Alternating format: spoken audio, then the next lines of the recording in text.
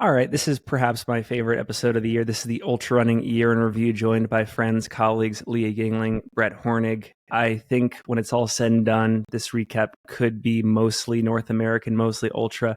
And I'm expecting a lot of complaints, and we've actually organized a landing page for you to take your grievances. Just head over to Instagram, send the DM to @conversationalpace, and that page will handle everything. They'll sort everything. And just wanted to put that note out there that if there's any issues you have, just send it all to Conversational Pace. Yeah, and the complaints won't get seen unless you follow the page too. That's good. So with that said, first off, Leah, great to see you here. How are you doing today? Oh, I'm good. I am out in the sticks of Virginia right now, out in Shenandoah National Park area, spending the holidays with some family. So I'm joining you guys about 2 hours later than you, Finn, 3 hours later than you, Brett. So sorry if my takes aren't as spicy tonight. Are those mushrooms behind you? Yeah, they got really great wallpaper in this Airbnb. Yeah, it's like a full-blown mushroom wall. Yeah. Brett, I think we got to take a second to compliment Finn on his new haircut, though, before we get I was rolling. also going to say that, yeah. Finn's no longer looking like Salt Lake City trail running Jesus. I know. All things must pass. And I made it to the point where my hair was touching my shoulder. And I had talked a big game for years about growing my hair out and never did it. And I spent 2024 investing. And I got to say, shout out to anyone that grows and keeps their hair long, because it's tough. And I also never figured out how to put my hair in a bun. Every morning I woke up, Jules would have to do it for me. And it was just a whole mess. And so, life is easier now. So that's the longest your hair's ever been? Pretty much, yeah. There was one time in high school where it got fairly long, but immediately cut it into a crazy mohawk. If I can surface the photo, I will. But it's mostly been short. Yeah, I fall in the shit in the woods camp. I like having the close crop to look for the most part. Well, I don't know. I was just about to say, I feel like you're trying to do whatever you can right now to take off as many seconds at your Trans Gran Canaria performance this upcoming February. So. Yeah, Mike and I are locked in a heated rivalry right now.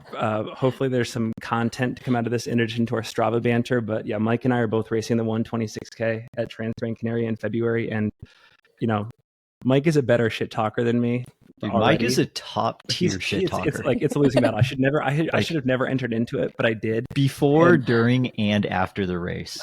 Mike is just top tier. It doesn't even matter if he beats you or not. I mean, he's elite. I've squashed Mike in a race, and he was still talking shit afterwards. Yeah, Mike is extremely witty. He'd be great. I mean, he should be on more of these episodes because he's very witty.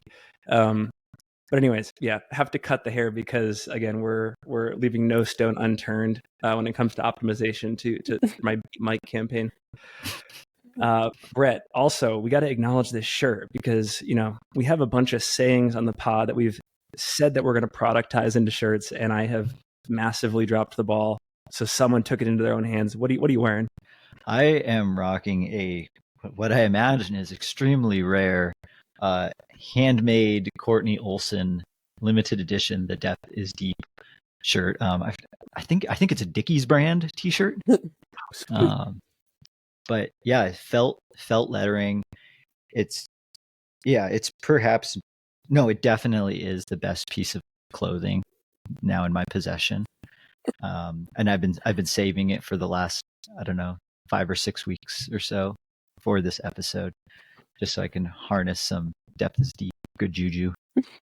Well, shout out Courtney Olsen, not just for being a great runner and having a great 2024, but also taking it upon herself to give the people what they want and outfitting Brett with a shirt of one of the greatest quotes in Singletrack history.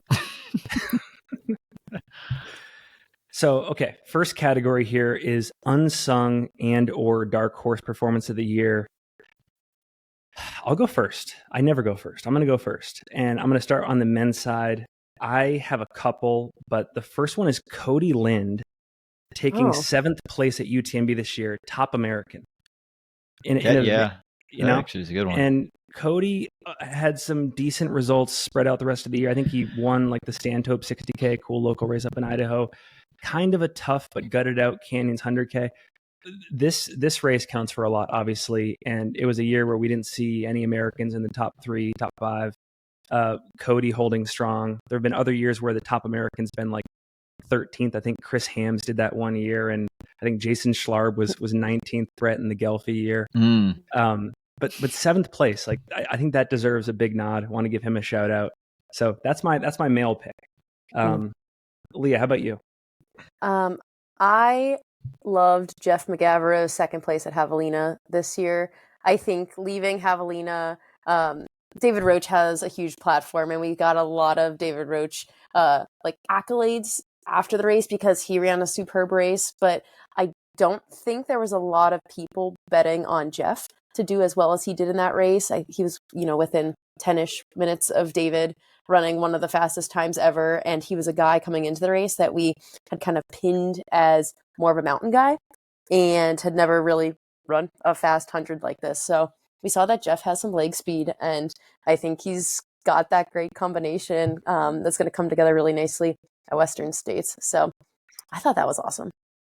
Okay. Yeah, that's a good one. Not the golden ticket race I would have expected Jeff to get a golden ticket at. Yeah. But then for him to go and do that, it's like, oh, wow. You combine what we knew he was good at with what we now know he's also good at. Put in the middle, you have Western States right there. Mm-hmm. Is he still a Trails and Tarmac guy? Like, he was coached by Gelfi for a bit, right? He was. He's not anymore. Okay. I don't know. I think he does have a coach. At least partially forged by Trails and Tarmac. Yeah. He's once Trails and Tarmac, you're a lifer. We'll claim you forever for all the rest of your good results, no matter what. None of the bad ones. Oh no, we'll take the bad ones too, as long as they follow up with good ones. I like that one a lot. Brett, how about you? Well, I can't say I saw a Ludo Hard Rock course record. That was a pretty big surprise. I mean, we knew he's a great mountain, 100-mile specialist, and I thought, it's going to be a great battle with him and, Francois. But it seemed like, prior to the race, it was going to be the Zach Miller show. Mm-hmm. And then, Zach had to get his appendix removed, and we were like, okay, I mean, it's still going to be a solid race. But then for Ludo to just go and, like we saw, he made his like kind of a joke but kind of serious winning move at the top of Grant Swamp Pass, and then he was at the front the entire day, and we're like, he's actually on or under course record splits, and then he just sent it off the last descent. I was like, dude, this is one of the most incredible things I've ever seen. The other one that I have that I actually didn't write down that I thought of right now, Darkhorse Performance of the Year was a lot of Finn's predictions. Pre-races. Like, you were right more times than this year with some of the boldest takes than all your other years combined. Well, let me say, when you get just delivered so much negative reinforcement from friends and colleagues, Brett and Leah, over the previous 2 years, you really need to step up. Like, third time's a charm. So I had to start to carry my weight on the show, and I had to go deep into the research hole. So, I mean, you guys forged me. What did you say? Five will be under 15 hours at States? Yeah. And we were just like, dude, you're absolutely I said insane. Jasmine would finish Barkley. Yeah. I know. You had some Finn, I think like you just set yourself up for like failure over time, because like all of your takes have just been so bad over time that we were not expecting you to actually have good takes this year. So props when to you. When you set the bar super low, like it's so easy to go high. So I want to make sure that goes noticed. That's a nice call out. All right. On the women's side, there's so many that could. I was sort of grappling between Courtney Olson at Comrades and this one, but I ultimately went Jasmine Lowther across the board. Speed Goat win, second at the Rut, win at Cape Town. The more I look at her career, and it dates back, Leah, to when you and her got the tickets at Canyons, like that performance there wowed me. I have always felt she's like the Anthony Costalis on the women's side, where like she can be banged up a fair bit, but when she's healthy, she's like one of the very best in the sport. Yeah. And, if this is a precursor to like a truly breakthrough 25 at races like CCC, if she goes there or Western or wherever, like she's incredible. So she's a little bit unsung just because there's just been a rocky road of injury in the previous few years, and she nailed it at most of her key races this year. Absolutely. That's a good one. I had written down Courtney Olson's performance at Comrades. it's such a big stage, and to just go out and blast a podium run. Well, actually, it wasn't like, it was a very calculated run. Like she moved up very well and kind of quietly through the field, and I don't think moved into the podium until the last like 10K or I think so, something like that. Yeah, I think she was in fourth for a while there. No, that's a good take. And I think often, being that we find ourselves more in the trail and mountain space, we don't see as much road ultra coverage. And I know Comrades is a gigantic race that gets tons of eyes on it, but I don't think it's covered as much in the trail world, for that reason, because it's on the roads. But that was a huge performance this year. And I think she followed it up with other results later on in the season that kind of, put Courtney on watch for a lot of people. How about you, Leah? I think I'm going to keep on my trend of people who are the bridesmaid, and that's got to be Fujiao's Western States. I think it was really easy to focus in on Katie Scheide's amazing Western States this year, but I think what went pretty unnoticed was how good Fujiao's race was, running, I think, 16:20 there, one of the fastest times again in history. And I think I would say that was kind of unexpected. It was her first Western States. Again, she was somebody like Jeff McGavero, who I talked about for Javelina, like largely great success in the mountains. And she's just been getting progressively better and better. And I don't think a lot of people would have said that she'd be the person that was going to be second place, not too far behind Katie. And we'll see her returning at Western States this year, and Katie won't be. So excited to see like what that looks like.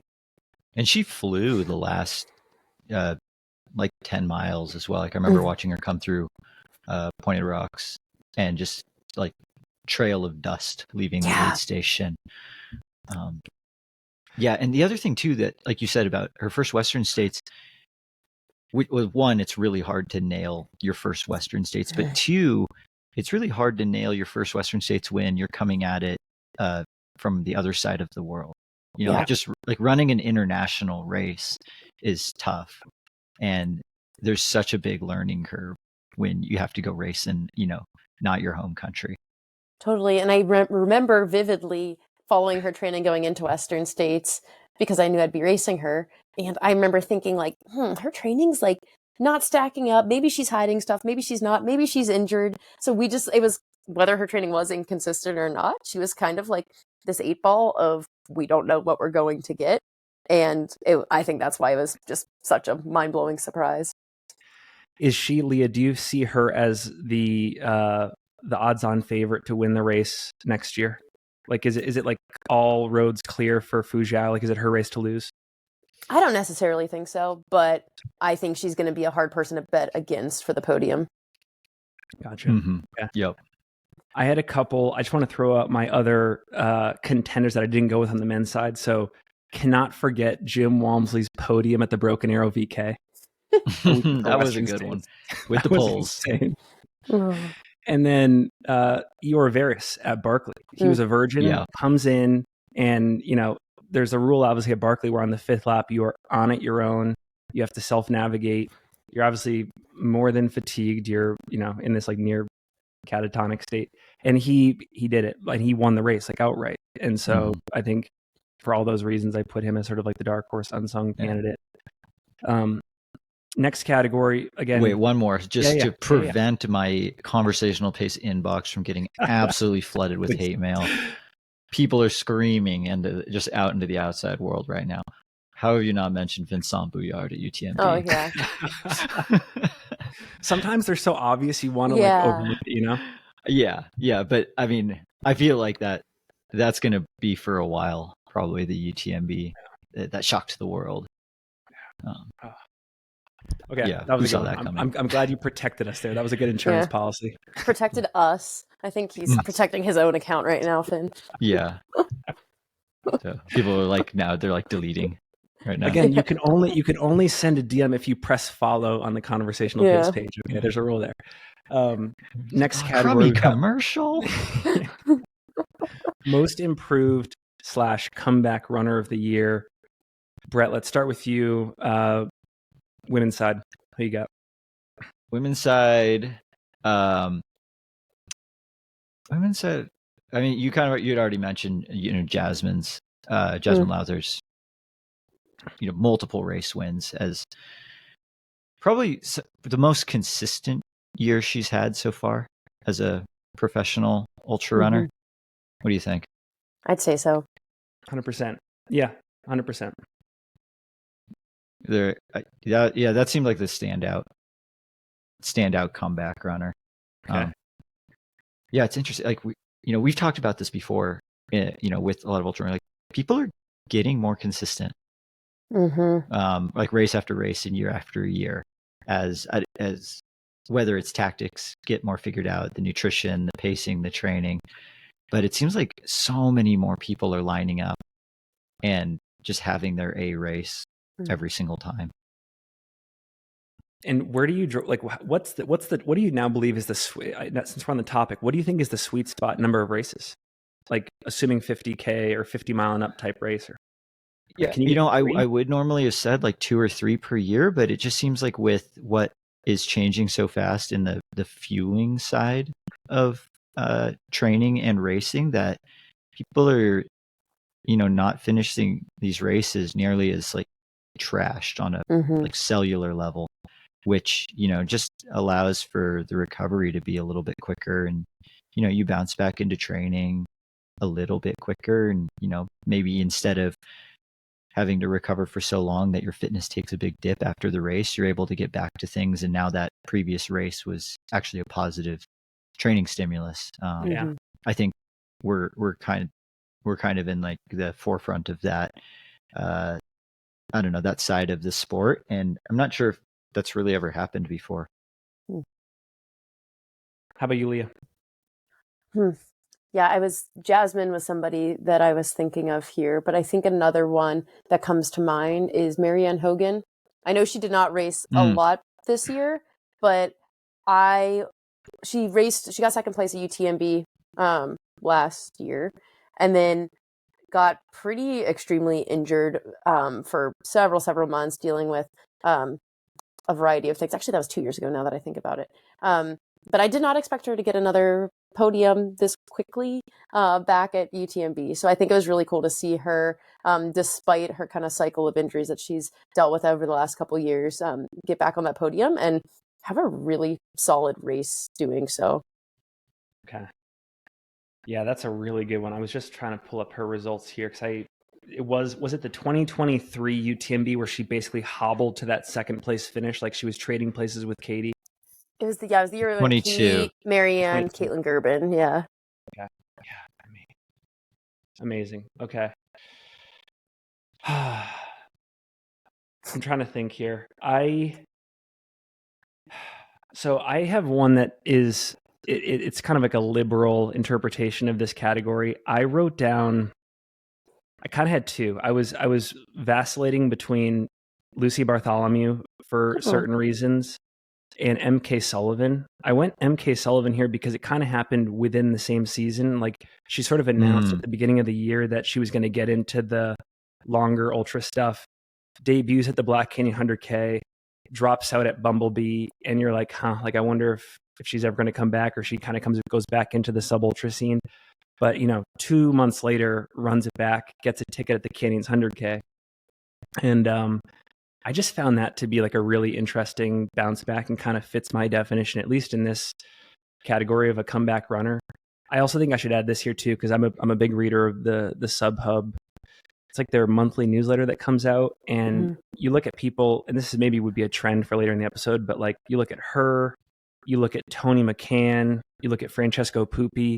This was the year that all three of them, they kind of come from that sub ultra background where they all attempted and had a lot of success at the longer stuff. Tony at CCC, Francesco at Lake Sonoma, and I think it was Templier that he did this fall, and like podiums, wins at those two races. So yeah, I'm kind of going off topic, but for that reason it was MK. But then the other one, Lucy, just like year over year, like there was that 4 or 5 year stretch after her podium at Western where it's like, is she done? Is she going to come back? And she's now had these back-to-back great top 10 UTMB performances, getting faster year over year. The Ultra Trail Australia race earlier this year. And it seems like she's kind of figured out this pretty cool identity in the 100-mile sort of mountainous scene. And excited to see what happens there. That's a great call out. Mm-hmm. Yeah. How about men's side?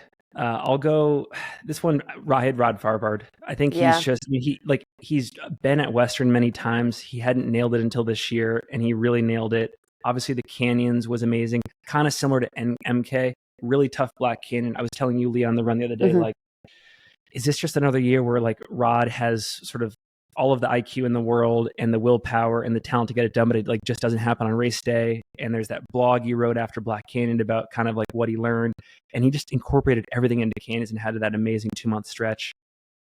Got a Hoka contract out of it in addition to the podium. Yeah. Took Jim Walmsley to the brink. Yeah, that was a good one. That was mine too, Finn. We were chatting about this the other day. But just the contrast in Black Canyon to Canyons, I think, was a comeback in itself. Like you mentioned, like watching him live, like on the ground at Black Canyon, and just seeing him in like 30th or 40th place early on, being like, what's Rod doing? Is this going to work? I don't know if it's going to work this time for him, where he historically does move up. And like, yes, he moved up in that race, but like enough to get a top 15 or so and not really have the day that he wanted. But then to see him just implement the exact opposite race approach and race strategy at Canyons was, I mean, confidence inducing. Like, just to even see that, be like, oh, dang, I want to do that. Yeah, that's a good one. I had that written down. Another one that I had written down for most improved comeback runner, David Roach, after getting hit by that car. Yeah. I mean, that would, I'm sure people have heard about his, he was on a bike ride and he got hit by a car, but he got hit like hard, like he got jacked up, like he was like fully knocked out, very concussed. Like, if this were like NFL terms, it would have been like quite a few weeks before he passed concussion protocol. He had broken arm or broken shoulder, something like that. He was in a sling for 6 weeks. To do like that is what happened earlier in the year for David before breaking the Leadville. Well, before winning Silver Rush and then winning Leadville and then winning Javelina. Like, there was a period of, you can go look at his Strava. It's like either March or April where there wasn't a whole lot going on, and it was because he was like, like totaling cars with his face. Oh. Yeah, this actually for me rolls perfectly into surprise athlete of the year. I had David on the men's side for every reason you said, Brett. Not to mention just sort of like the social media shitstorm that they had to endure for the first 5-6 months. Maybe it's even ongoing through the year. So there was just so many psychological forces working against him, and it's like the fire just started burning and then it caught. Yeah. And his 24 was like a tale of two cities. Like, it was the best at times, it was the worst at times. And to think that it would have turned so rapidly in July onward, and we're talking about like Ultra Runner of the Year candidate, Performance of the Year candidate, Leadville course record. We had him on the pod, and like, I remember when, I think it was, him and Megan were talking about it in one of their midsummer episodes. They were like, we almost left the sport entirely. We almost applied for the University of Colorado head coaching position that was open at the time. Like, that was where we stood halfway through the year. I will say this, like, and if you look at, David's Strava, you've known for many, many years that he's a great runner. So I would never say that like these performances came out of nowhere. I don't fall in that camp at all. He's super fast, super talented, but it's just more the life forces that were working against him, conspiring against him to make it happen. How about you, Leah, for surprise? Are we going guys or women? Doesn't matter. Let's go guys first. Well, actually, it doesn't matter. Whatever you feel. Okay. Well, I was going to keep going on the Roach train here. So this is kind of an interesting take. I think surprise, it's more of like a surprise of the year, I think, in my mind, was Megan Roach getting pregnant the week that she was supposed to run Canyons 100K. I took Megan as somebody that was like about to give Katie a run for her money at Canyons, would have made that race really interesting, and like truthfully like believe she would have gotten a golden ticket at that race, which would have made Western States really interesting this year. So I think that was a surprise of the year, and amazing what if. Yeah, 100%. Yeah. Finn, remember the very first Long Run Archives episode we ever did? We had a whole what if segment. And like, if we ever revisit the what if segment, like what if Megan got that golden ticket at Canyons? Because Leah, like you said, like she was, and well, she still is. Like can be a podium contender, if not winner of Western States. Totally. So really curious to see after, like, I think she delivers her baby in the next couple weeks here. So excited to see what her, if we'll be talking about her as comeback of the year next year on this episode. I've always wondered who is the better Roche, like running wise. Is it Megan or David? They're both just so talented. I had always said Megan. Mm-hmm. Then because she'd just been like perhaps even more dominant than David in a lot of the 50K and under races. So now, David's definitely starting to figure out this whole 100-mile thing. And I think it's leveled the playing field between them two a little bit more. But I feel like it's only a matter of time then before Megan goes like, 100K, 100 mile and maybe rights the ship back in her direction. Yeah. I wonder if we see, like, for Megan postpartum, like a similar Rachel Drake type trajectory where it's like we're talking 2026, 2027 Western States Golden Ticket chase. Well, and they could legitimately be the couple to one up Rachel and Tyler at States for top couple, which is insane to think that record that we just made up could only last for like a year or two. I know. All right. On the women's side for me, it is Heather Jackson. And the reason it's Heather Jackson is because, she's still new to the sport and has made a splash in those desert races, Javelina, Black Canyon. But of course, in 23, struggled with Western, struggled with CCC. And to be able to bounce back and pretty much nail it in not just one of the races, but both of them, for any athlete. She did OCC. OCC, sorry. Yeah. OCC. But to struggle generally over in Chamonix and to make it work the year after. So I think it was it a 5th place at CCC, 7th at Western. Just an amazing bounce back, amazing double. And her execution of Western States was very good this year.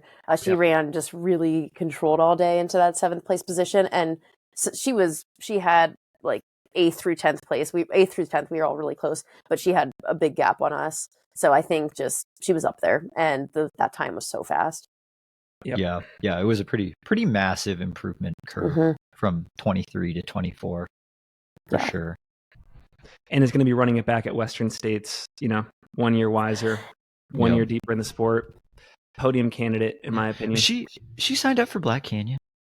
I think she is. Yeah, and she has a great vlog right? series going right now too. We'll try to link to it in the show notes if I can remember. But great content coming out of her training camp for sure. How about you, Brett?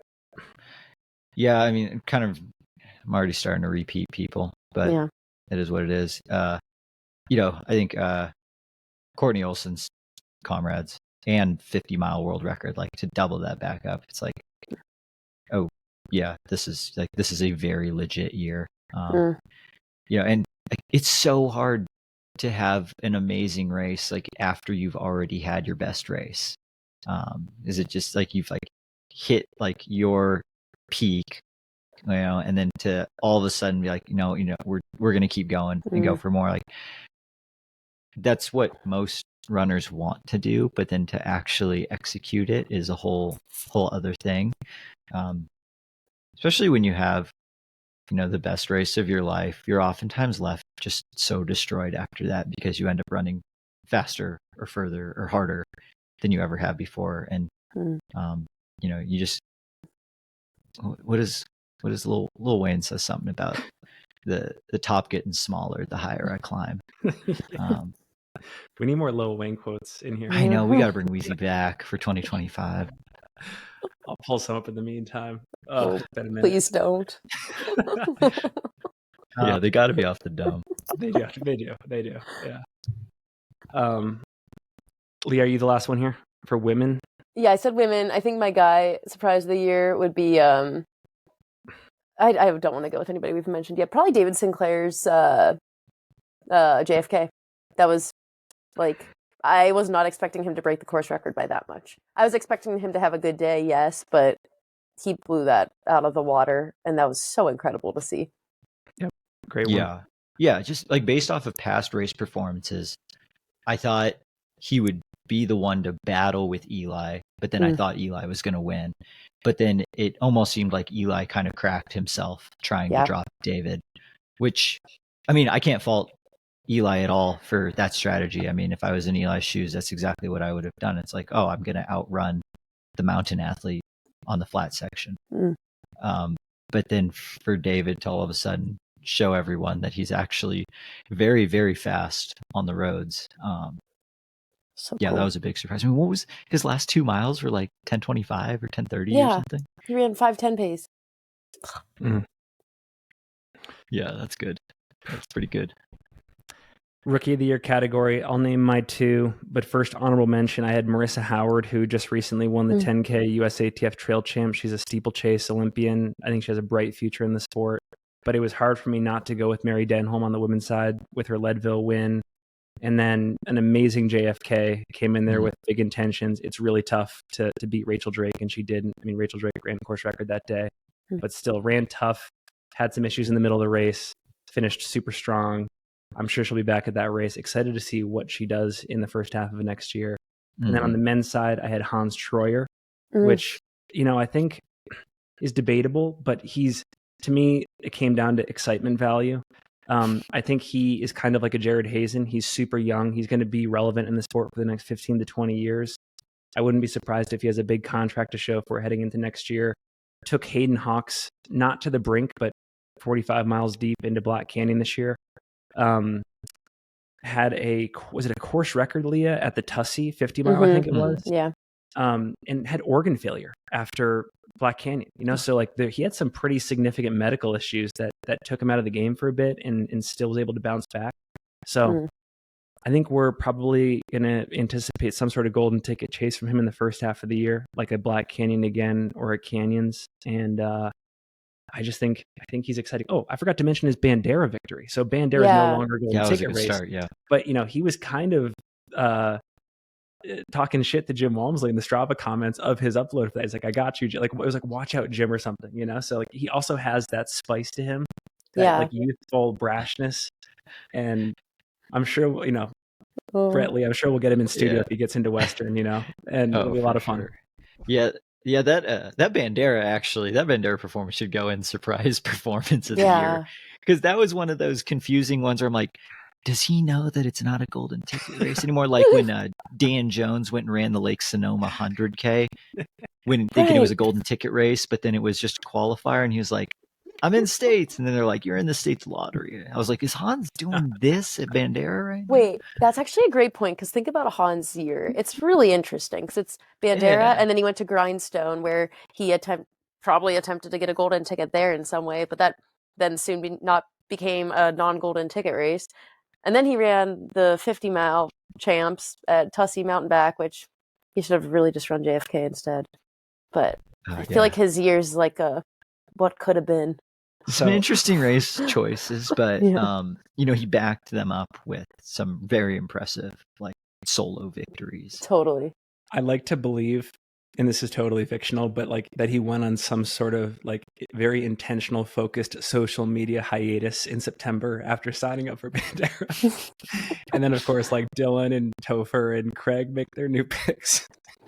And like he doesn't turn his phone on again until like the moment with 0 dark 30, only to show and be like, hey, where's all the Hoka stuff?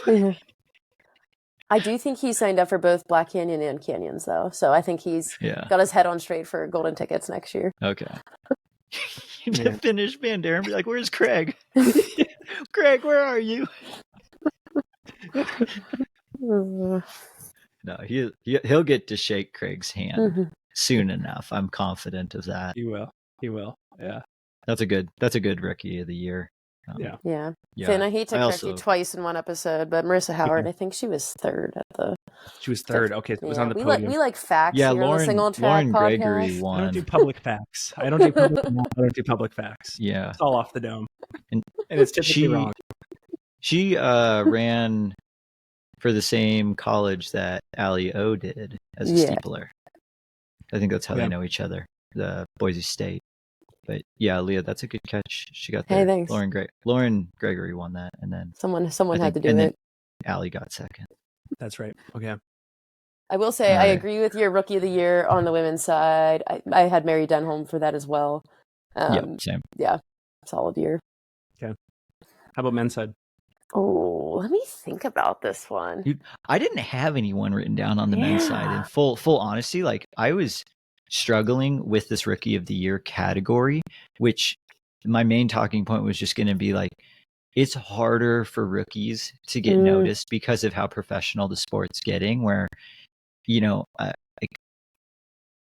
it's like, is it like rookie of the year or like, because we also have there was a category of best free agent signing for like who did the best like year one. Like I almost threw some of those people into the rookie of the year category, even though they weren't true rookies to the sport, because you almost I think it's going to get more and more rare to have someone without that kind of support match performances. I think Hans is actually probably the best answer on the men's side for this one.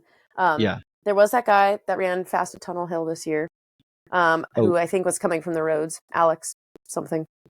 Okay. I'd say that's a pretty good rookie of the year performance. Tunnel Hill 50 or 100? 100. Yeah. Again, it would require being a little bit liberal with the definition, but another one on the men's side that came to mind, if you extend it to like a year and a half, is Christian Allen. Yeah, that was the other person I was thinking, where it was like first full year, really focusing on, like, he did some trail races the year before, but this year he did significantly more trail races than not. Sorry, I was totally wrong. Jason Yang, Tunnel Hill 50 miler, 4:56, which was not far off of the world record. Because what was the world record? 4:50? Yes, I think he was 6 minutes off of the world record. That's kind of an unsung performance too. Yeah. That's a good one. Leah. Yeah, nice work. Also, thanks. Shouts to Tunnel Hill for just being so fast. Because like on paper, you wouldn't think that it's faster than like a road course or a track, but for some reason people run faster there. Yeah, and it's you're not right. it's not perfectly flat either. It's like the out and back is like up, down, up, down. You know, like the whole concept of a guilty pleasure. I feel like Tunnel Hill is the race that I don't want to admit that I'm kind of intrigued by. You should go do it. Know, like I would maybe go do it. Yeah. Yeah. I was gonna make a joke. I'm not. Probably better that way. Yeah, I don't know what it takes to get taken off Spotify, but I don't want to be that guy. Not today. Best team performance, and again, we can answer this in any way we see fit or interesting. I'll go first. So I put the feed, and I put the feed because I think they did the best job at very obviously outfitting their athletes. It would be very hard not to identify a feed athlete at any given race. Yeah. And, their marketing approach this year was aggressive, and like I just got a box from the feed, some gels and stuff. I open it up, I lift up my box of gels, and this is just in my face. Oh my god! Like it was full the feed newspaper, which is David just being like, "Hello." Yeah. Well, I remember we were like, Brett, when we were in, Leah, you were there too. I forgot when we were doing our Western States interviews at the house. Ryan Montgomery comes in with the feed headband, and he did the interview in sort of like Karate Kid style feed headband. I was like, this is sick, you know. And that was, I feel like on the trail side, that was the first person. Then maybe Allie Mack too. It was like that was one of the first person that they outfitted with like straight up huge branding. And I'm learning so much this year, guys, about head rights in contracts of runners. So head rights are written into a lot of athlete contracts. So if a brand like the Feed wants to sponsor an athlete and advertise on their head, there's a lot of head rights that can be written into or out of contracts. So an athlete might have to like negotiate less money from their primary sponsor if they want to give head rights to the Feed, which is really interesting. Wow. I've never been considered head rights in running, because that's a big deal in cycling. Yeah. With helmets. But like we don't wear helmets. Yeah. But we Finn, wear that's hats. a great team answer, and it got me thinking about my favorite feed advertising of the year, and it's got to be David Sinclair mid JFK running like 5:30 pace, eating out of the feed shipping baggie. Oh yeah, those bags are so good. They're so good. Yeah. Yeah, I feel like the feed could get to the point, like in Talladega Nights, where Ricky Bobby has the Fig Newtons sticker on his windshield. It's like, this sticker is dangerous and inconvenient, but I do love Fig Newtons. Yeah, I'm just gonna, dude. Oh, give me some sunglasses. The feed logo some sunglasses. I don't care if I can't see. Give them your headrights. Yeah, headrights. Oh man, that's I did not know that. That's super cool. Mm-hmm. How about Leah for you? Best team performance. I'm just going to be selfish here and just talk about the Salt Lake City cohort that showed up at Western States this year, from just golden ticket recipients in general, or the people that got into Western States, because Anthony didn't end up lining up at Western States. But Caleb, Ryan Montgomery, myself, Dakota, and then Anthony was our Western States hopeful this year. But stellar just performances all around for that crew. And I think we're only seeing that go upwards. Rachel and Tyler. Oh yeah, they were.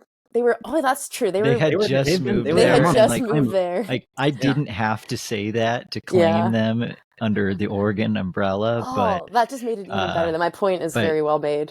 Yeah, they had moved fair and square to Salt Lake like 2 weeks before States. So yep, we did Western States training in Salt Lake together. Yeah, it's perfect. They are ours. Yeah, that's a very good one.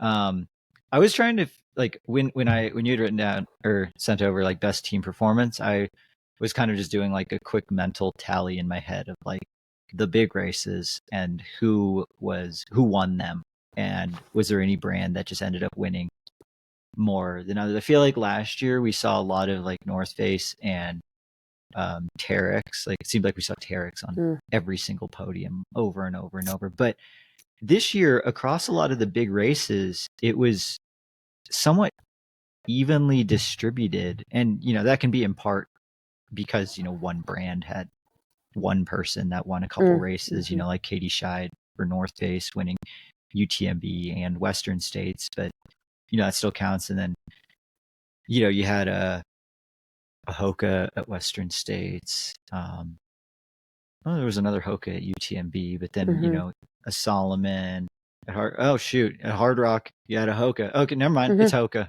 It's Hoka. Tallying it out loud. Never mind. Hoka wins. Yeah, actually, Hoka was pretty decent in the women's top 10 at Western States. Now that I think about it, Fuzhou, Esther, Heather, that was solid. Yeah. I had a couple other honorable mentions that I wanted to name. So I did list out Lululemon's Further project as a best team performance, just bringing their athletes together in one place and having them run for 6 days straight. Leah, congrats again on the 400 miles.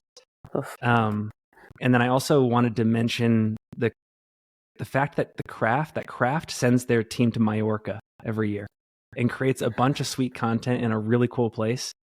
And it made me think that, again, I think currently in the sport, the bar is fairly low still for what athletes or what teams can do with their athletes from a content and a racing standpoint. So this category made me think that there's a bit of a dearth here. Yeah.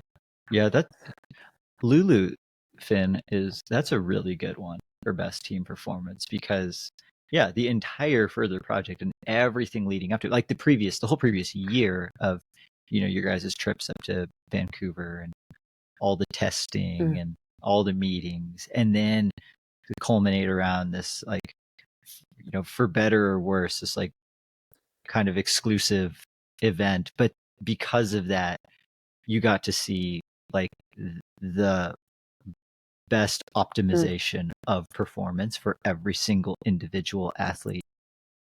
And that was all for the sake of like, and it was very team oriented. Like being there, it felt very team oriented. Like, like Leah, you had your crew and Devin had her crew, but like everyone was in the same pit row, and we were all there for 6 days, and we were all like peeking in at each other's tents, like making sure everyone was all good and like had everything that they needed. What a time. Oh, I'm imagining just peeking into Devin's tent and be like, did she go back out yet? Is she ready to go with me? Like, what a vibe. Yeah. Oh, you guys made me think of another one by talking about further that I would in some way consider team performance of the year. And this is very recent, but this is the U.S. women's performances at Desert Solstice just last weekend. I think we will be sending our best ever U.S. 24-hour women's team. We had at least 3 women there run over 150 miles, which I think is probably unmatched. And then Camille's qualified for that team with 163 miles. So I think they will be a favorite for gold when they run at the 24-hour World Championships next year. So that was awesome and very recent. You're nailing the deep cut. Yeah. Awesome takes this episode. Seriously. Yeah, you got these are really with the deep cuts, Finn with the out of the box thinking. And I'm just here with like the boring ass, like who won a race type results. Because we're all bringing something to the table. Next category is best free agent signing. I'm going to go first again. I have a 3-way tie on the men's side, and I have a clear favorite on the women's. On the men's side, I have a 3-way tie between Caleb Olson to Nike, Eli Hemming to Terex, and El Hussein to Normal. If I had to really pick, I'd probably go El Hussein because he just had such a dominant year across the board in every race he did. But, Eli is obviously a heavy hitter. And then I think Caleb is just the value pick because, I'm sure Nike had big expectations, but it'd be hard to think that Caleb would come in and run the fastest debut time ever and go well under 15 hours. On the women's side, for me, it was clear. It was Tara Dower. She signed that 1 year, somewhere between 10 and 15 grand contract, and the ROI that Ultra got off that, the multiplier there must be insane. That's a really good one. That's a good one. So those were mine. Yeah. Yeah, Tara Dower. That was that's the clear one to me on the women's side. Leah, did you have any others on the ladies' side? No, not really. I'm trying to think of like bigger pickups from brands more like mid-year this year, where like Mary Denholm recently went to Kraft, Anna Loudon went to Brooks, and Alison Baca recently got picked up by Hoka. So I think those seem to be like kind of those, but nothing as like notable as I would think what Tara's contract likely was. This is similar to Christian Allen, but Anna Gibson signed with Brooks mid-year last year. It was like a July signing, so she's been there a year and a half, and 24 was a great year for her too. So I had her under consideration as well, but still Tara to me was like the obvious. Yeah, that's a good one. Yeah, and I feel like, a lot of like Lauren Gregory, this was her first year running with Nike Trail, right? I actually don't know. I think it was because she was running collegiately. Yeah, like just this. Okay. I know. I think she participated in a shoot with Nike in like January last year. So yeah, it probably was like first full season with Nike for trail. Yeah, and I mean she had some really good performances. That, I feel like they're not getting the attention they deserve, which, I guess hurts the end ROI for some of these brands, but. That should be one that's in this conversation. Another Terex signing, Tabor Hemming as well. I think getting both Tabor and Eli is a very smart move for Terex. But this was the first year that Dan Jones was in Terex stuff, right? Because last year was Asics. Yep. So he had a massive year, kind of contributing to that big, just what seems like heavy hitter Terex team. Those are the other 2 names that I'd written down. Okay. Top storylines of 24. What I'm going to do is I have like 15 here, so I'm just going to rattle them off. If there's any that you guys want to talk about, write it down and let me know after. I'll just blink twice. But I got to read these out because there was a lot here, and I want to make sure we at least acknowledge. Are they in chronological order? Yeah. Kind of, actually. Okay. Zach Miller and Killian Jornet exposed by Martin Cox, going rogue from the PTRA to see if there's going to be this like opposition movement to UTMB. Stian Angerman testing positive for banned substance, 2023 OCC winner. The Lululemon Further event. Brett, conversational pace. Adidas brings the Agravic Speed Ultra to market. Hoka becomes the title sponsor of the UTMB World Series. Dacia's demoted. Merrill launches an open letter campaign asking the IOC to bring trail running to the Olympics. The Spring Energy debacle. The Zach Miller appendectomy a week before Hard Rock. UTMB raising prize money at the UTMB World Series Finals. I think it was like 1st through 10th. It's still $10,000 to win, and Run Rabbit pays out more. Ridiculous. Camille Herron Wikipedia Gate, and the UTMB America's Major moving to Kodiak from Canyons. Did I miss any? Should we comment more on any of these? I mean, okay, well, yeah, I mean, there's so many comments that can be made, but if I were to add one to the list, that, I don't know, probably it didn't make the headlines that it deserved, was the Rachel Leah skunk story at Pointed Rocks at Western States. That was going to be my like most thrilling race moment of the year when we talk about that one later. But yeah, who would have thought? I know. That was just completely wacky. But that should be top storyline. Yeah. Oh wow, Finn, you had so many like good. They were, I mean, running related, but like not actually running related. Yeah. Like almost like pop culture of ultra running related. Does that mean our sport's growing? I think so. To have like weird things like that, like definitely where, you know, like Trail TMZ is more than 1 page long. Yeah. Okay. Did anybody like cheat in a race this year? Like any big headline like cheating scandals? Oh. Because I feel like there's always one of those. Yeah, that's or like really some good question. DQs. I could have sworn there was a DQ somewhere for like outside aid or something like that. Yeah, those are always good ones. Could you imagine if there were false starts at UTMB, like an like 6 p.m. start, like Matthew Blanchard accidentally goes across the line and they just get bouncing? Gosh, there's no way you could be one and done. Like that's got to be just like a time penalty or something. But yeah, he runs the whole race only to learn he actually got DQ'd for full starting. Oh, but yeah, did anything else top of mind happen? I mean, obviously there were great performances, but just like those weird headline moments. No, you got all the good ones. That's all. That's it. I mean, I think like, none of those have to do with performances, which I think is pretty awesome. Yeah. Yeah. I was just trying to think of like Hollywood storylines. Yeah, totally. I'm trying to think of all the ones that you said, the one that like wasted the most of my time. Oh, that's a good way of thinking through these. Like, which one lived rent free in Brett's head? The Spring Energy scandal for really? sure.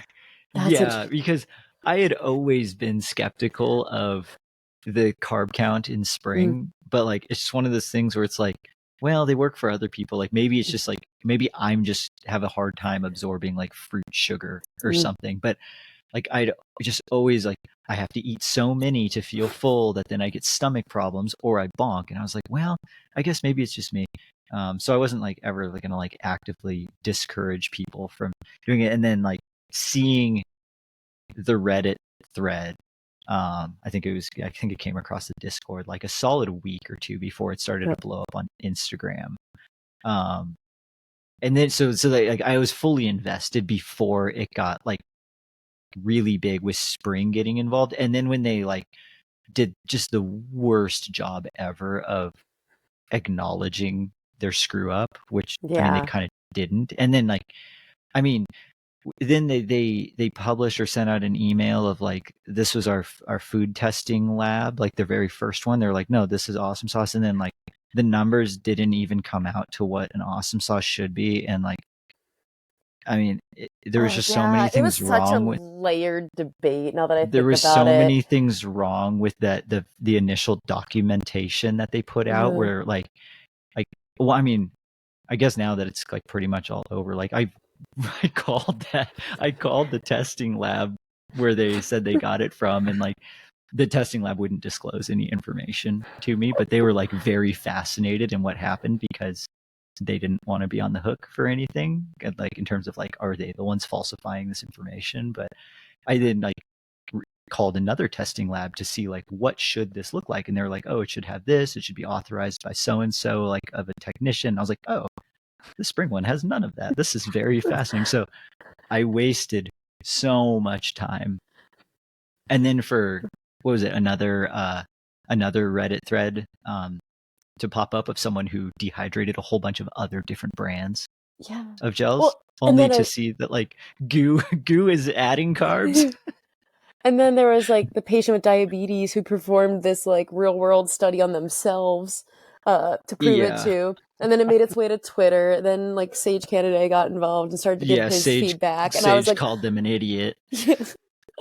And oh man, that was multi-layered for sure. Yeah, that was.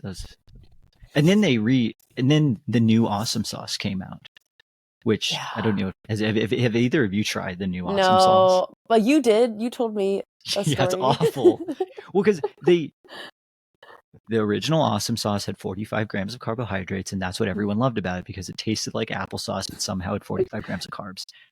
I feel like to fix this, they could have either lessened the carb and be like, okay, it's actually got 20 grams of carbs. We'll keep it tasting the same. We would have loved it still. Yeah, but instead they doubled down on it they're like, no, the new awesome sauce has 180 calories, which is what the old one always had.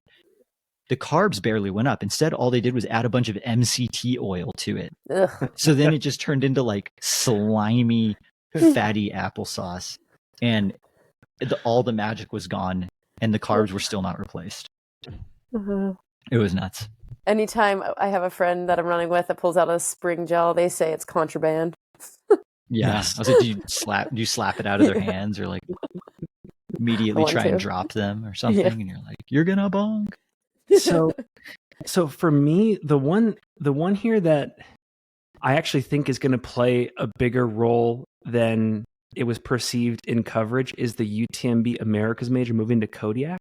I was going to say that was your most boring take, Finn. So I want to hear where you're going. It is boring, but I just think about how it complicates an already crowded key aspect of the racing season. Like you'll have Javelina 2 weeks later, presumably still a golden ticket race.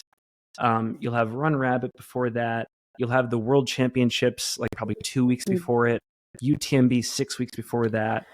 I just don't know like what kind of field is going to assemble there or where people are going to make trade-offs. So is it going to be an underwhelming Kodiak? I mean, have we seen these majors actually be good races, like truly good deep races yet? I'd argue no. Probably only coincidentally because like Canyons was also a golden ticket race. Mm-hmm. Yeah, exactly. It's like if it's not a golden ticket race, does it stay as competitive? Yeah. Like I kind of think, at least speaking from like a North American like elite perspective, that like people don't care if it's UTMB World Series or a major or whatever. They're just trying to like get their time qualifying spot or their position spot into UTMB, and like I don't think the majors are necessarily that desirable for them.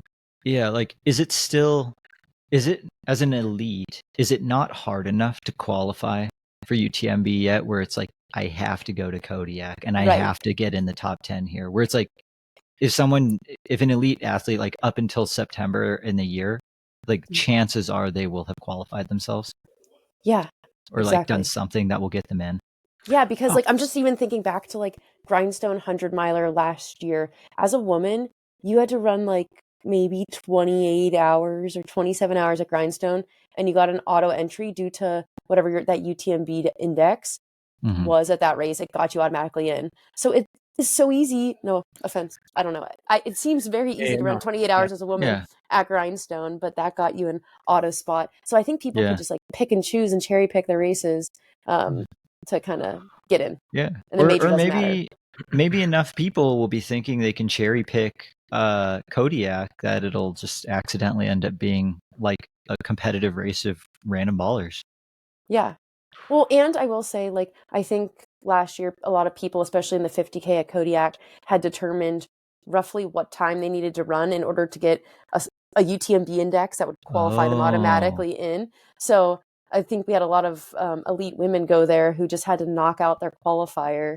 But this actually is an interesting point because there's a lot of arguments right now in the PTRA that UTMB index are like the goalposts are changing. And they're actually getting like harder and harder to achieve what used to be perhaps an easier index from a race, but that's for a different podcast. Yeah, that's interesting. Which we should have. That's a great yeah. topic. Yeah. That's a great topic. Well, yeah. two things. I just want to say two things. One sec, Brett. So what I see coming is an oversaturation at that time of the year. We're finally going to feel oversaturation competitively at that time of the year. And then B, I will say this: that course, when fire is not an issue, that 100K course, 100-mile course at Big Bear Lake are amazing. Mm-hmm. So it's going to be. It is a cool spot to have a race and for that to be the America's Major. Sorry, Brett. I interrupted you. Oh, no, you kind of said it where you said like when fire is not an issue. Fire was an issue this year. Is that going to affect the courses for next year? I mean, they almost had to cancel the race. I mean, it was great that they didn't, but they had to change everything up a lot. Like the course became a whole bunch of like very contrived loops, and I was really worried that it was going to turn into a Canyons 2023 type scenario where people were getting turned wrong directions and whatnot. But I'm curious what Kodiak's going to be looking like for 2025, and if they're going to be able to have the resources to get all the trails as well as like permits and everything in the right spots. Because Finn, like you said, like especially I think the 100-miler is like So primo. Like if loop. I'm going out to Kodiak, it's the 100-miler that I want to run. Yeah. Oh, go ahead. I was going to say, and that's the race that Vincent did prior to his win at UTMB. So Kodiak 100 makes champions. That's a good deep point. cut. Another good deep cut. Vincent at Kodiak. That's a good one. Okay. Favorite moments of 24. I had 3. This one, the reason, I mean, I think it was baseline cool, but my reason it maybe is unique. The Women's Trail Running Fund launching their Here for the Women's Race t-shirts. That was just like a textbook, amazing, like e-commerce, in-person, word of mouth thing that just spread like wildfire. No pun intended at Western States. Well, there was a fire that like almost derailed the whole race this year. Not unrelated to the Women's Trail Running Fund. Yeah. And they're just an amazing job at marketing. So I was really impressed by that. And then number 2, in an Olympic year, we raised the question of bringing backyard ultras into the LA Games or the Salt Lake Games. Cannot forget that. And then number 1, and I think this is the best one, the call heard round the world, Brett pouring absolute kerosene and lighting it on the FKT community, proclaiming that he prefers people racing people. Yeah. Wow. And guess what happened? Tara Dower went and broke the overall FKT on the AT. So you're welcome for adding all that kerosene. So those are my 3. Those are good. I wrote all running moments.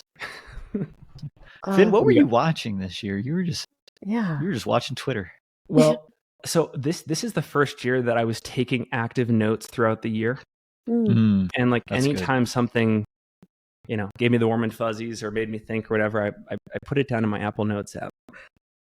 Oh, that was one that I have a bullet point, but I didn't actually type it out because I was about to, and then I got distracted, probably playing with my son.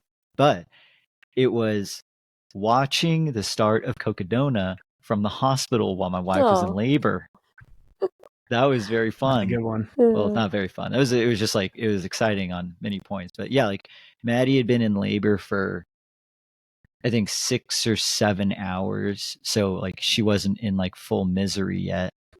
And, we had our iPad there and like popped the live stream open. And it was just kind of funny that we're just like, dude, we're just watching Cocodona and like probably going to have a kid and go home before Finn finishes. Like he's just going to be wandering through the desert like this whole time, and then like he's going to have no idea, and like he's just going to finish and be like, oh yeah, Brett and Maddie, they had their kid.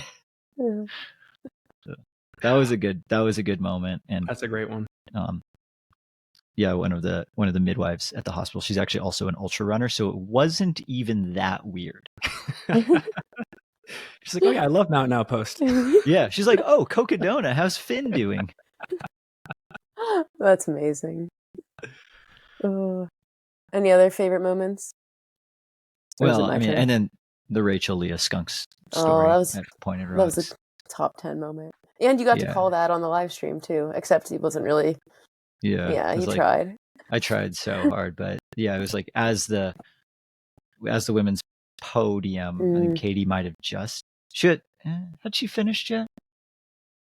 It was right around there. She kicked my butt. Yeah. So they were like tuned into the track, but then, I was there getting like quick hit interviews with all the crews through Pointed Rocks. And then like Rachel and Leah come blasting through. And I think Rachel at that point, she wasn't wearing a shirt because I think she had to take it off because it stunk.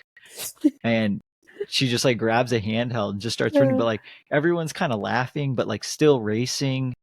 And like I don't think it slowed anyone down, but it just like added a little bit of comic, like like comic relief to, I don't know, just a reminder that like ultra marathons and trail running, like, if you're not able to have a good sense of humor at like any point during the race, it's hard to have a fun time out there. And like even at mile 94, where you guys are battling, like there was like 7th was still like we could still get, like, you could get 7th, you could also get 11th.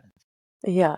Like there was like a lot of pressure to keep racing, but also lots of laughter and enjoyable moments like with the crews and everyone. So like it was just a nice reminder that the trail community like works hard and plays hard too. Totally. That's good. I think for me, favorite moments, I think we said this on last year's episode too, but like women were just dominant this year, from world records going down by like Camille early on this year, Steinrex later on this year. I think 24-hour world record went down. Courtney Olson threw down the 50-mile world record. Really cool results. Jasmine at Barkley, Katie at Western States, Katie at UTMB, Courtney all year long doing Courtney things, Tara Dower. Like it was an awesome year for the women, and what perfect time for the women's race, because it's just been mind-blowing race after race. Oh, and Rachel at freaking JFK. So women is my theme. And then my second favorite moment of the year, I think, was JFK. I feel like JFK is back. Not that it was ever gone, but I feel like it's about to be more of a staple at the end of the season, and being able to bring a live stream there for a race that is so historic and absolutely deserves a live stream and is perfectly set up for a live stream. So enjoyable and just awesome to like follow that as intensely as I got to. Yeah, that live stream was fantastic. I ended up watching so much more of that race than I planned, just because I turned it on and I missed the AT section by the time that I turned it on and everything. It was on the towpath, but the flip-flopping between the two fields and just the quality of the follow cams and the drone shots and the commentary was good. Like Leah, you and Tara did a great job in the studio rattling off, I mean, great facts, but also like there were some good laughs in there too. You had some you had a couple zingers that I just remember being like, that was a good one. 6 hours felt like almost too short of a live stream. I was like, what am I supposed to do? Not for me. It was the perfect amount of time for a live stream. Yeah, it's a lot of time. Yes, you have 8 hours? 8 hours in the studio? I started at 5 a.m. and I was off by like 2:30. So 9.5. Yeah. Yeah, that's a long stint in the studio for sure. But that I think the live stream is gonna elevate that race a huge amount, as well as the performances from this year are going to elevate that race, because you have people like David Sinclair, Rachel Drake winning, setting course records. That makes and the live stream, from a brand standpoint, that makes the race more desirable. And I could see JFK jumping tiers on bonus structures. Totally. I'm going to combine biggest themes and best new development, because I think they're kind of similar, and I have a couple. The first one is older athletes doing very well amidst an ongoing performance revolution in the sport. So the Ludos of the world, the Jason Schlarbs of the world, etc. I think it's really interesting. And it's not just happening in ultra running, it's happening across all sports. In the NBA, for example, this is the first year that there are 5 athletes over the age of 35 that are averaging at least 20 points a game, which is unheard of in that sport. I know that's kind of a weird example. No, that's a good example. It's really interesting. Yeah. So like it's this widespread thing happening across all sports. The proliferation of women's research. So the Huzzah Hub, Leah, the research at Further that you were a part of, really cool to see that taking off in a big way this year. The rise of new premier events, and those events being these multi-day festivals. So Mammoth Trail Fest and Cocodona being top of mind. And then also these perhaps unexpected portals into ultra running that are bringing new entrants. So I bet if you had like a betting card a few years ago, you wouldn't have thought that the next big segment of new ultra runners would come from like the bodybuilding world, like via Nick Bear and Cam Haynes. But like that kind of is where the most growth population wise is coming from in the sport right now. So like what are going to be the next portals? Those were the ones that have kind of dominated the last couple of years. And then the new development for me is the rise of the agent. I know we're still debating the value of it and like where is the cutoff in terms of how much you're negotiating for contract wise. But just seeing what Tara was able to do with Kelly Newland and talking with people like Tyler Clements, who represent like the Sabrina Stanleys and the Avery Collinses of the world and the Kat Bradleys, like I could see the use case getting more democratized. So that's interesting, because I actually saw an article in the road running world this week that was kind of the opposite take of there's some road runners out there. I want to say it was mentioned like Clayton Young, who are going the opposite way of like, do we need agents? When we're more self-representation. Yeah. Interesting. So I think that's an interesting take, because I think I doubt the majority of the elite ultra runners in the world have agents, but I think, like you've mentioned, I think the people that have them do well, and they're lucrative for them. Well, another idea too is like maybe people graduate out of that process. Like once you learn enough and have an experience like in a given cycle with an agent and you feel confident enough, could you make the jump to just being more self-represented again? It's like kind of like one big curve. Yeah. I'll add to biggest themes of the year. I think I have kind of one combo here, and it's like hydration is king. And I feel like we've never heard about hydration as much as we are hearing about it right now in the sport. And, we've heard about like carbs and calories and gels and this and that for so long, but I think we're seeing the rise of hydration importance. And also, similarly, the rise of Vic Johnson as like the go-to nutritionist on the scene. So I think, those are definitely related. And I think it kind of goes to show what somebody like Rod having an amazing performance and kind of like flipping the switch in terms of like quality of performance, and due to largely nutrition that he got to experience, that really can like advertise somebody's business in the space. Yeah. Oh, that's a really good one. Really because I had written down high carb fueling, but you're right. Like the sub bullet to that is high carb fueling does not work without pretty massive amounts of water. And you do have to train your gut like for that. And I think Rod had written about this. I think it was his Black Canyon post Black Canyon, where he is like, Rod, when you go back and you try and you think you convince yourself into going handhelds, read this. You are a pack guy. Like you are not going to be faster by being minimal. You are a pack guy. You will be able to carry everything better. You will be able to fuel better. You will be faster as a result. And then, like he was a pack guy at States, and it worked very well for him. And it always looked like it was way too loaded up, but it had everything in it that he needed. And that is one of the big reasons why he had so much success at States, because he's a pack guy. Also, to kind of piggyback off that, another big theme that I had written down was you got to be in it to win it. Like we really saw that this year, was like, if you want to win the race, dude, you got to be in that lead pack. You can't give an inch to the leaders. No. And it just seemed like that got proven time and time again across all the big races this year, where it was like maybe the winner in some of the closer races didn't break away until later on, but they were in it the entire time, where it was like, if the race ended in 1 mile, could they win it? And like they could. For most of these people, they could win it that whole time. So you got to be in it to win it. Amazing. Next category, most thrilling race moment or race of 24. I have two. One was the live streamed battle mid race in the 26K at Mammoth Trail Fest between Anna Gibson and Rachel Drake. I watched that with amazing, fun. Great fanfare.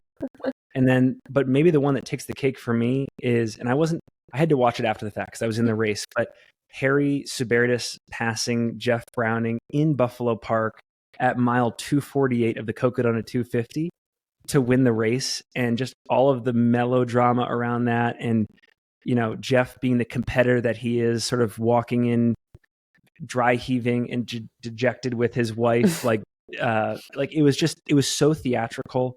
And, to think that a 250-mile race could come down to a pass and a sprint in the last mile or two, it doesn't get crazier than that, in my opinion. And it was like representative of how quickly Cocodona has ascended into the spotlight in our scene and how cool of a race it is. Like, of course, with everything else going right for Cocodona, there would be this amazing, hopefully not once in a lifetime finish scenario. Women's race came down to the top of Eldon too, right? Wasn't that when Rachel took and Mika Thews? Why am I blank? Yes. Well, Mika was like in the race was interesting. Mika was dominating the race the entire couple of days, and then I believe took a fall before Walnut Canyon and actually left and went to like a hotel room to recover. Yeah, and it seemed like her race was done. And was so far ahead of the field that she was able to go and rest at a hotel room, come back to the aid station where she departed from, and still got a podium finish. Yeah. Like, she was going to finish well into the men's top 10 if she hadn't had that freak injury. That's crazy. Yeah. And I mean, that added to the drama though, because you can seemingly have the race completely sealed up, but kind of just like Jeff, but like it's 250 miles. There's a lot that can go wrong. Okay. I thought Jasmine's Barkley finish was a nail biter. Oh, that had the world on their toes for a variety of reasons, but like first woman, and then just like the Jared Campbell moments were really sweet in that race, where he had worked with her for a large portion of the race and like let her choose her direction to finish, and then just time was ticking down and we had no idea what was going to happen, and that last lap was so freaking fast, quote unquote. Finn, like it was fast. Finn, I can't believe you were there for that. And I'll tell a quick story. So basically, the start and the finish of each lap in the race is at this campground, and basically the campground is on a slant. It ends up at points being like a 10% grade, and the angle or the direction that Jasmine came from was that 10% grade climb to the gate.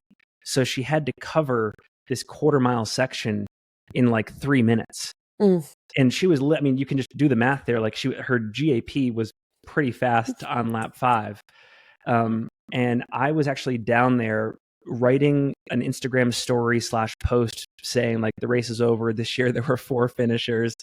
And to my right, I hear a rustling in the bushes, and it's Jasmine coming out. And I end up like ditching that post and running side by side with her up the driveway for a bit, just like cheering her on. And it was an amazing. I'll never see something more dramatic. Like, people say I peaked in high school. Like that's peaked gotta be like that's like a lifetime. I mean, like to quote Hamilton, you were in the room when it happened. I was, it was crazy.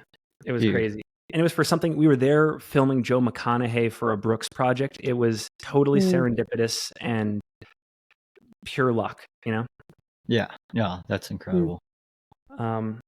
Okay, favorite content of 2024 could be anything in the realm. I have 2. One is, so Aravaipa made this investment in races over in New England on the East Coast, and they've got this White Mountain Cup YouTube series that's done a great job at A, highlighting how cool those races are, and B, just like the standout athletes on that scene. So that was a big one to me. I have a lot of sentimental value in that part of the country. And so it's cool to see the fanfare there. They did a great job. The other one, this came out a while back, but it's called The Finishers. And it's this book about the Barkley Marathons. And they profile each of, at the time, the 15 finishers of the Barkley Marathons. And I loved it. I've now read it 3 times. And it makes me wish there were more of these for other events. Like if we could find a way to commemorate the legends that sort of came before us in interesting ways at each of these other races, like Western states, like a race or like a book about like the women of Western or whatever. Like we need more of these. Like it's a format that I think is underdeveloped. Alexis Berg is the author of it, great photographer. And it's just fantastic. Like like Leah, the one on Jared Campbell in it is, I'll have to give you the book. Yeah, I'd love to read it. It's so good. So anyways, those were my 2. How about you, Leah? I loved the reel that Mike got, or he took of Ludo passing Francois jokingly up before they descended Grand Swamp Pass at Hard Rock. Like that was the move that won the race, but it was Mike made it like, kind of like jokingly and didn't really know that was going to be the move that broke it all. But I think I watched that a million times. And then I just had another brilliant one come to mind. Sorry, I know yours are like nice and serious, but Garrett Corcoran at whatever Golden Trail race that was, with like the epic like cramping situation right before he did the final descent. I told him the other day when we were running, I think I watched that on repeat like at least 50 to 100 times, and like there's circus music in the background, his legs like straight, and he still had a decent day, but it's like exactly what you don't want to happen to you in a race. And it was just it keeps like going viral on various French social media platforms, and it's hilarious. Oh, that's amazing. That's so good. It's so good. Actually that was my most watched piece of content. Yeah. It's so funny. Oh, I'm crying right now. In my head, it's like I'm picturing each when the person looks back to check on yeah. And Garrett tries to stand up and his leg is just like pinned straight. Okay, you win this round. What are your... I didn't get to consume as much like long form content this year as years past, whether it was like YouTube videos or like longer blog posts or race reports, etc. So like a lot of what I was looking at this year was like quick hitter, like Instagram stuff. Like I still spent too much time on Instagram this year, but my favorite content of the year, and I feel like it was like a very standout year, is Mr. Mike McMonagle shit in the woods. Like his photography and the way that he is just, I don't know, like adding so much more creative flair to his own style of photography, like way more than just taking pictures of runners, but like doing some pretty, I have no idea what it is. But I got to see him run around at TRE when we were taking pictures of the like parking garage 4x4. But just the way that Mike has been able to capture moments and put them together with like really awesome, like well written.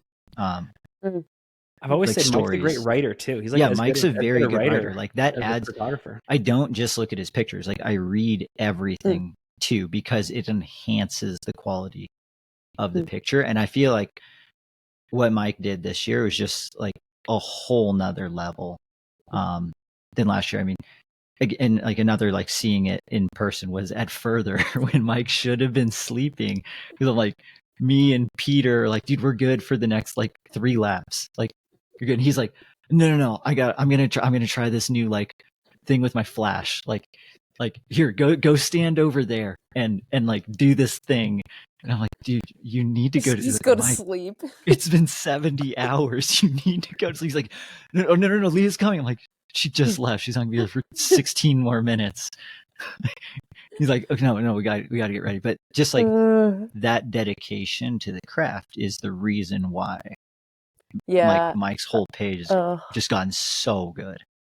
I do want like somebody to follow him around at a race, because it's just absolute organized chaos the whole time. And Yeah. it's really cool to see, like, you're like, you did what? You were where? You were also there? And it's impressive. And yeah, to spend a day with him. I mean, I get to spend all my days with him, but to spend a race day with him is absolutely bonkers.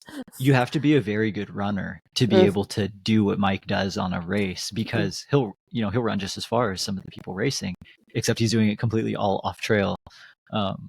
Like even in Arizona, he's like somehow running through the desert, but not kicking pointy bushes. It's very impressive. But yeah, that was my favorite content of 2024. That's a fantastic one. Okay. 2025 predictions. And you will have to forgive me because similar to storylines, I have a wall of text that I wrote down here that I have to read to you. And if any are interesting, let me know after the fact and we can talk about them. Okay. The first one, there will be no Barkley female finisher next year, which is interesting because you would think that the floodgates open immediately after something monumental like a Roger Bannister type moment. But I do think there are going to be more, but I don't think it's going to happen next year. Laz is going to make it everything. Yeah. He'll swing too far in the other direction. It could be crazy, or it could just be such a crazy weather year that no one finishes. So yeah, we need a bad weather year there, and it's probably due for one. Jim Walmsley 5 Peats at Western, and this is his Sistine Chapel of race performances because he has to do it in the deepest field ever, and he goes to the absolute well and pulls everything to just remind everyone the GOAT is still here. Yes. I have 3 women, so the entire podium running sub 16 at Western, but no course record. Okay, I've got the entire men's top 10 running sub 14:45, but no course record. Again, these are the theme across men and women's races is just density of pretty great, but nothing ultimate. I think the next further will happen next year, but it's going to be one of the brands proclaiming a Project UTMB or Project Western States where they like fully dedicate resources to getting someone on the podium in a public way.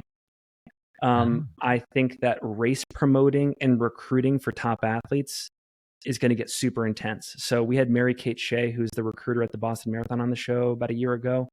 And she made me realize like just how important this is for the world marathon majors. And I think as we see like a saturation of races take place where they all could make a pretty good case for courting elites, this role is going to get hired in. I know UTMB already does it to some extent, but I think like the Aravaipas, et cetera, get into this game because it's a full-time job. Jamil's pretty good at it, but he only has so much time. More public breakdowns of voting processes. So hopefully, I hope so. UROY and TROY do like a media versus fan versus athlete breakdown in the voting. I think multi-day races will get more popular from a spectator standpoint than sub-ultras do. Speed is going to keep mattering more in ultras. And the last one, Twisted Fork is going to become a tier 3 race among all the brands. Yeah. Did you start your media promotion for that? I started the politicking, and they're like, how do you even know the tiers? And I'm like, I don't know. Yeah. Gosh, I should get sponsored. How do you even know the tiers? I should pick up a sponsor because I'm going to win Twisted Fork. So yeah, that could be a nice little payday. So I gave you guys a wall there. Were any of them, do you think they were absurd? Were they reasonable? What do you think? Well, I think a lot of them are reasonable. The one I don't think will happen is like a brand making a campaign for their runner to be on the podium at Western States. Like I don't think that'll quite happen because I feel like the athletes just kind of like intrinsically like do it themselves. Yeah.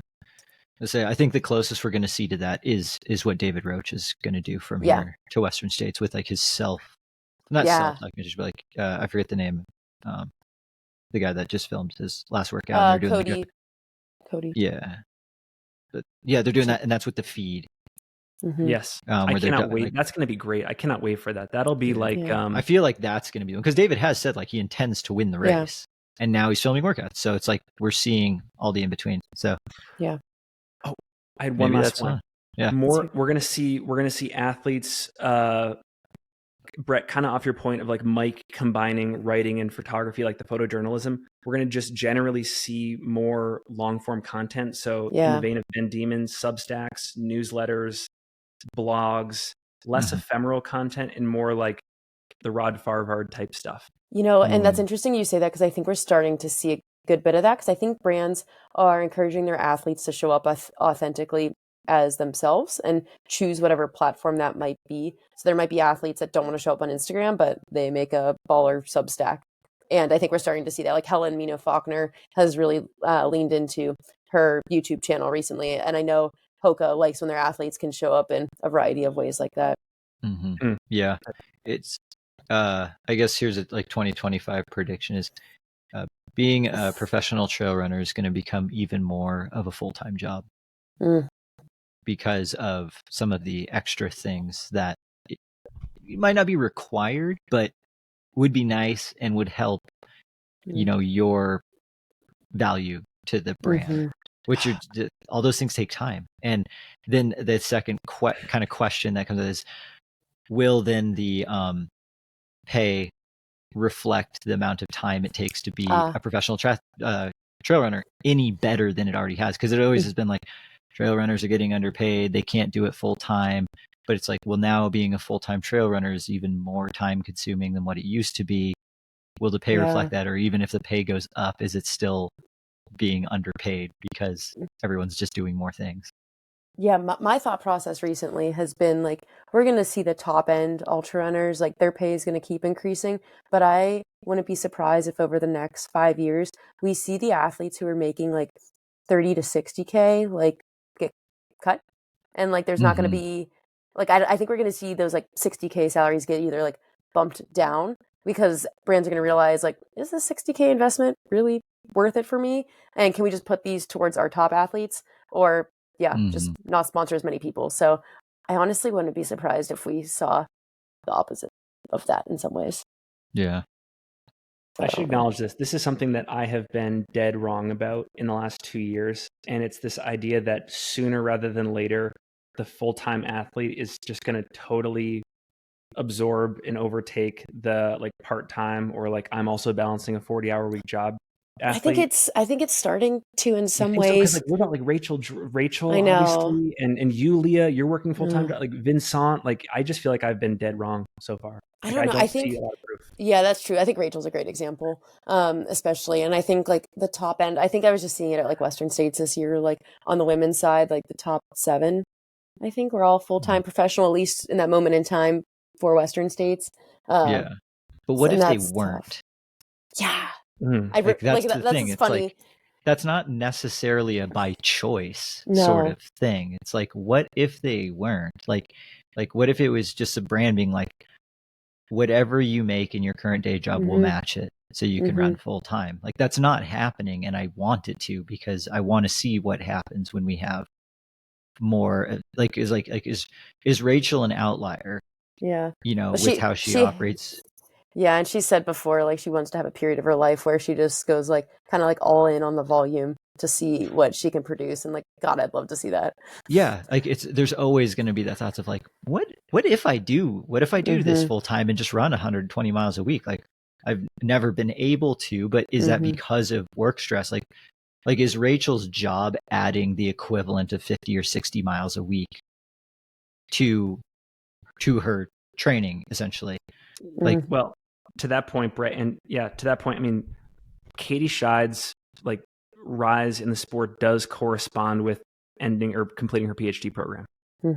Yeah, she finishes that PhD in 2022 and then goes on a meteoric rise in the sport. Yeah. Like, I was looking back, I think she was like 6th for UROY, 5th for UROY, like 2 or 3 years ago. And like, just to see how like dominant she's been since is, I mean, it's really encouraging for other athletes who are out there and like want to make it. And it's like, dang, it's possible. Yeah, totally. Like, you can break through what seems like an endless plateau. I don't know if it felt like that for Katie or not, but it seemed like for a few years, it was like, this is about how good she is, looking at it from an outsider standpoint. But then like last few years,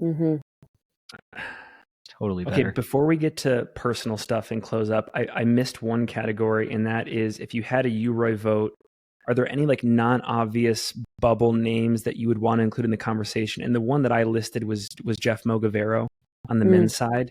And I think you could make an argument that he would be deep in there, but like, I looked at the list, like Liam, Aid Station Fireball, put out this Substack where he's like, if I was a UROY voter, and he put 10 names down, and Like he's got Chris Myers, Ben Demon, Caleb Olson, Eli Hemming, Matt Chu, David Sinclair, David Roche, Rod, Jim, Hayden. And it's like, that's a really tough list to disagree with. Like all those people have an argument to be in the top 10.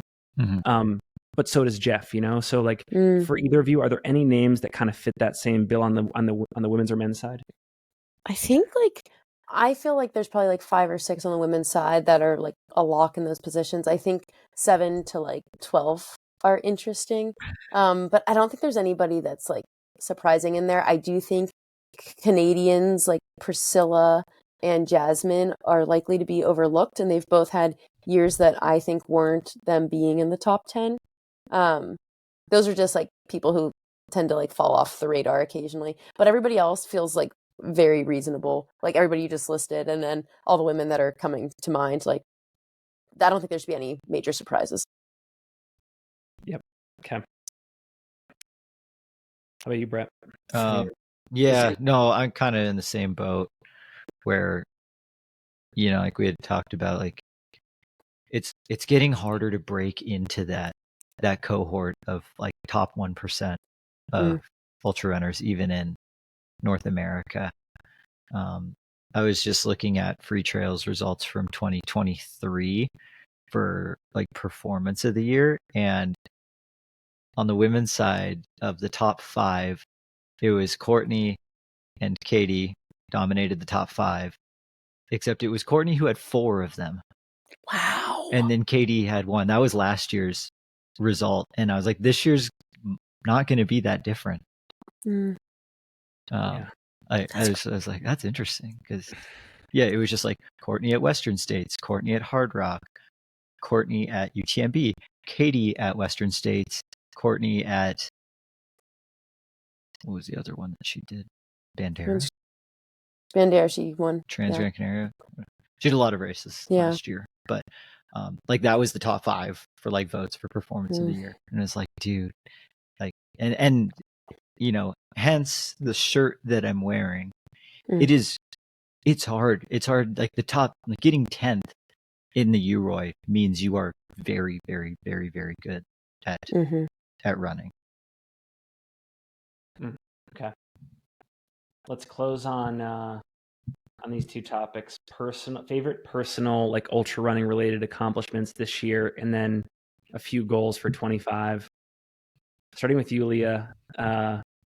What's your favorite ultra accomplishment or memory from this year, and then your goals for next year? Yeah, I like this question because it feels easy to talk about further, because that was pretty mind-blowing and nothing felt more satisfying than dropping that beanbag. But I think something I'm often not as proud of that I should be proud of for myself is 3 consecutive top 10s at Western States, and getting progressively faster each year in increasingly historic years, but falling back positions. And I know I'm signed up for Western States in 2025, and the jury's still out on that one, whether I'll do it or not. Likely no. But I have full confidence that that's a race that I could keep getting better at, but the fields are also getting increasingly better too. And it's so exciting to race that breadth of women who are also just shattering the ceiling. So I think often I'm 9th place at Western States, 10th place at Western States, whoop-de-doo. But I think it's really cool to be doing that in historic years and getting better at it, and I'm proud of that. That's a really good one. I didn't have any running related favorite personal accomplishments of the year. I did a couple races. I ran the Black Canyon 60K and Waldo 100K, but I think previous years of myself would have kicked the crap out of this year's version of Brett. So a lot of my accomplishments that I'm most proud of were getting to do field reporting at Western States. That's been a goal of mine ever since I saw the first Western States live stream. I was I want to be out there talking about this race someday, perhaps now even more than running it, because I'm sick and tired of getting my ass kicked by Leah. Aren't we all? Yeah. It's that was really cool. I already mentioned this one, but watching Cocodona with Maddie while she's starting to push out our son. Like that was pretty cool. And then just like the excitement of like, oh man, I can't wait to tell Finn what happened over the course of this race. And then another big one was getting to crew for Yulia at Further. That was so fun. Like working the night shifts, like seeing like it was the quiet part where you're good at being nocturnal. I heard. Oh, he's amazing at being nocturnal. Turns out I can insane. do that. Yeah, and just able to like flip. I was just because I flipped. Well, right at the start of Further, all of a sudden it was like, oh, I'm doing full night shifts. And then when Saturday disappeared, I don't know. Yeah, you didn't even notice a difference. Like you just kept. Where then you texted me and was like, oh, I'm basically taking this day off. Like I need a reset, and I was just like, okay, I guess I'll just sleep like all day and come back in the evening. Like okay, so then, but then just seeing like, I've never seen better troubleshooting than you at Further, because there was always something and it was always new, because anything past 4-ish hours was new, and that was very early in the race still. Ugh. Yeah, so crazy. Yeah, I think it's like weekly that we reflect back on just how crazy that whole week was, and like how once in a lifetime it really was. It's so cool to think about. Only a few more months before your Strava doesn't look all dumb. I know, anymore. I'm so excited. A giant blue line will finally disappear, and your training will look good again. But yeah, I just remember there were so many occasions where you would like, come in, like get everything you need, and it's 3:30 in the morning. Like only you and Camille are the only ones running out there. You're on like opposite sides of the loop, and you're just like, okay. And then you just like stood up and left. And every time Mike and I would look at each other and be like, oh my God, like this is insane. Like we didn't like we're like one of the rules was like, we're never going to like tell Leah like, okay, go on, get out of here. But we're like, she's probably going to need this at some point. And like 4 days in, she's like, okay, I'll see you in 2 laps. And we're like, what? This is wow. Like, what a life. That was very, very just, like you said, like it was like a once in a lifetime thing to see. And like I don't expect any brand to really ever do anything quite like that ever again. If they do, I want to be there because it was sweet. Yeah, so cool. My favorite ultra running related moment from 24 was just generally being at Barkley, and I think I would have said it independent of what happened outcome wise for Jasmine. I think that Lazarus Lake is a national treasure.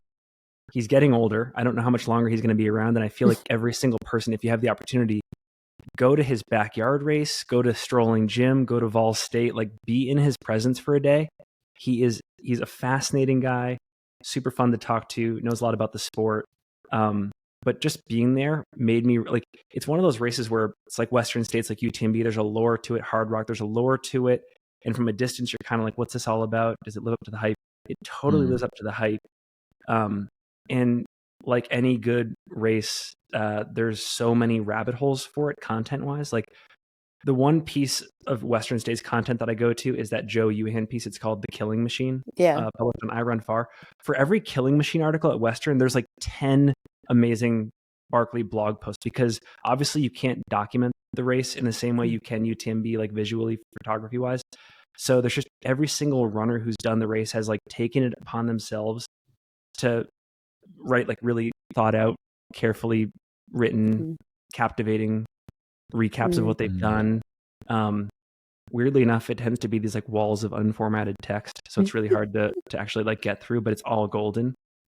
And that's something I've actually bonded with Jamil in the last like 6 months. It's just like a mutual love of Barkley, and we just text back. Like Jamil sent me like 10 blog posts in the last like 2 weeks about Andrew Thompson's 10 times attempting the race, and like I love it, and I want to keep going back. It's just amazing. So, dude, can you compile a newsletter of Barkley writings? So they can be found, and just like people can have one like just spot that they can go to that has like just a bunch of links of. That's a good idea. Yeah, there's Barkley. this guy. So this is a super in the weeds, but there's this guy Mike Mahoney, Mahoney, that has actually aggregated a lot of this stuff. Like he has all of it. See, we need that. Again, it's just we should just do an episode on it. It's amazing. So that was mine. I will try to be back every year that I'm allowed from a media standpoint, or crewing if any of you guys ever want to do it. No. My ultra running goal, I'll lead off on goals for 25. I just have one, and it's inspired. I mean, Leah, you're great, so you inspire me every day. But like Brett, your performance at Javelina 2 years ago, getting that 4th place, inspired me on so many levels because we're media folks, right? Like we talk just about fast media all guys. day, and there's nothing better, in my opinion, than ultra running nerds also on the side having a couple performances that kind of act as a thorn in the professional runner's side. Yeah. And I want to do that at Cocodona. I want to hopefully take Cocodona one step further and crash the party a little bit higher up in the race, or at least give people a run for their money. So I want to keep pushing out this fast media person narrative, or at least just like party wreckers, like all these sponsored athletes have their plans for the race, and we just come in and blow at least something up. Yeah, I think that's so good. Cocodona 25 is my goal. Yeah, I mean, my goal, I'm gonna win and set a course record at Twisted Fork 68K. Yeah, let's go. I got nothing on the race schedule beyond that. All focus is going towards Twisted Fork. Me and my 35 to 45 miles a week. Hey, that's all it takes. The race is 35 to 40 miles, so you're in good shape already. Exactly. So, they just don't do the race in training. Yeah. all 1,800 feet of elevation that I live at, we're taking it down. The only last question is I don't know what shoes I'm going to wear yet, but wear a fast whatever they one. are. Yeah, they'll be the fast Alpha ones. Flies. Probably. If you tell me that the Alpha Fly is the best shoe for Twisted Fork, it's going to work for everything except for that descent to the Mormon Flat campground. Okay, so then they won't work. That's not it. Okay, so they won't work for Twisted Fork then. If they work for everything, you might need a shoe change at Big Mountain Pass. We'll talk about it. No, I'm not doing a shoe change. I don't untie shoes. That race is too short. There will be way too. The field is stacked. It is. No, it's honestly the 30K is particularly stacked, but the 68K is great too. The top 10. If no one drops out, the top 10 is going to look pretty sexy. Yeah. Wow. Well, I'm going to be the cause for a lot of people dropping out with how hard I go out. Let's go. Your talk about being a bad shoe changer made me think about another good piece of content this year was Eli Hemming's shoe change at JFK. That was so good. Yeah. That was so good. That reel is going to open up the portal from elite triathlete to ultra runner. That's so good. If Heather Jackson hasn't already opened that portal, that shoe change will be the one. They'll be like, hey, I can do that. I can do that. I can run an ultra. Yeah. Leah, we'll close with you. Guys, I got into hard rock, so 2025 will be all eyes on hard rock largely. I've got other races sprinkled in there, including currently my schedule looks insane right now, but I will tell the listeners I'm not going to do all of them, but I will do some of them. But right now it's Trans Gran Canaria, Gorge Waterfalls 100K, Cocodona, Western States, Hard Rock, and that's it.